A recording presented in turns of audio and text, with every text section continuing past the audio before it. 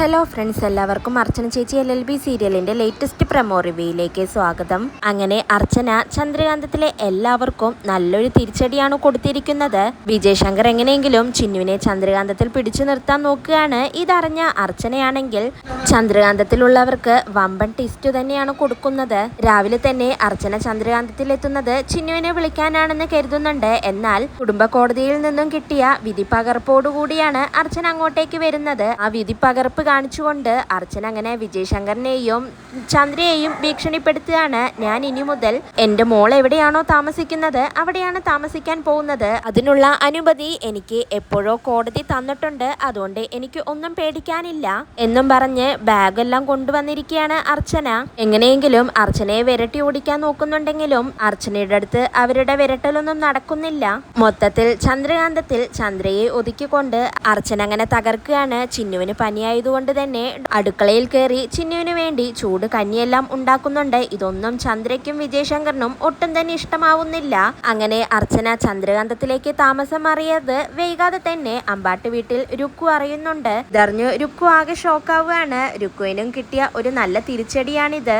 അങ്ങനെ അച്ചു ഡ്യൂട്ടിയിലിരിക്കുന്ന സമയത്ത് രുക്കു അച്ചുവിന്റെ ഫോണിലേക്ക് വിളിക്കുകയാണ്. എന്നിട്ട് പറയുന്നുണ്ട്, എന്റെ വലിയേട്ടനോടുള്ള വാശി കാണിക്കാൻ അർച്ചനേച്ചി ഈ വീട് വിട്ട് ചന്ദ്രകാന്തത്തിൽ പോയി താമസിച്ചാൽ പിന്നെ ഈ വീട്ടിലെ കാര്യങ്ങളെല്ലാം ആരാണ് നോക്കുന്നത് എന്ന് രുക്കു അങ്ങനെ അച്ചുവിനോട് ചോദിക്കുകയാണ്. എങ്ങനെയെങ്കിലും അർച്ചനയെ തിരിച്ച് അമ്പാട്ടിലെത്തിക്കാനുള്ള വഴിയാണ് രുക്കുവിന്റെ ഈ നീക്കം.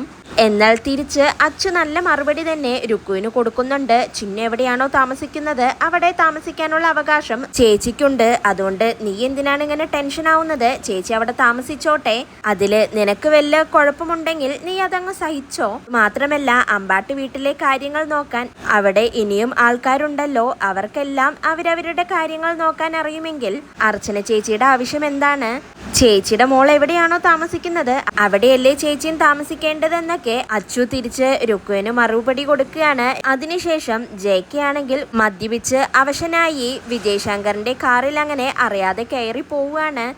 വിജയ് ശങ്കർ ഫോണിൽ സംസാരിച്ചുകൊണ്ടിരിക്കുന്ന സമയത്താണ് JK വന്ന് അങ്ങനെ കാറിൽ കയറുന്നത്. ആരാണ് വന്ന് കയറിയതെന്നറിയാതെ ബാക്ക് സീറ്റിലേക്ക് തിരിഞ്ഞു നോക്കുന്ന സമയത്ത് JK ആണ്. JK കാണുന്നതും വിജയ് ശങ്കറിന് ആകെ ദേഷ്യം വരുന്നുണ്ട്. എന്റെ വണ്ടിയിൽ നിന്ന് ഇറങ്ങി പോടോ, നീ എന്തിനാണ് എന്റെ വണ്ടിയിൽ കയറിയതെന്നൊക്കെ ചൂടായിക്കൊണ്ട് അങ്ങനെ വിജയ് ശങ്കർ ചോദിക്കുകയാണ്. JK അപ്പോൾ മദ്യപിച്ച് ലെക്ക് കേട്ടുകൊണ്ട് പറയുന്നുണ്ട്, ക്ഷമിക്കണം, നിങ്ങളുടെ കാറാണെന്ന് അറിയാതെയാണ് ഇതിൽ കയറിയത് എന്നങ്ങനെ JK പറയുമ്പോൾ വിജയ് ശങ്കർ പറയുന്നുണ്ട്, എന്നാൽ പിന്നെ ഇതിൽ നിന്ന് ഇറങ്ങ് എന്നങ്ങനെ പറയുമ്പോൾ JK പറയുന്നുണ്ട്, എന്തായാലും ഞാൻ ഇതിൽ കയറിപ്പോയില്ലേ, നിങ്ങൾ എനിക്കൊരു ലിഫ്റ്റ് തായോ എന്നും പറഞ്ഞുകൊണ്ട് വണ്ടിയിൽ നിന്ന് ഇറങ്ങാതെ JK അങ്ങനെ ഇരിക്കുകയാണ്. വിജയ് ശങ്കറിനാണെങ്കിൽ ഇതെല്ലാം കണ്ട് ആകെ ദേഷ്യം വരുന്നുണ്ട്. ഇതോടെയാണ് ഇന്നത്തെ പ്രമോ അവസാനിക്കുന്നത്. നാളെ പുതിയൊരു എപ്പിസോഡുമായി വീണ്ടും കാണാം. Bye, good night.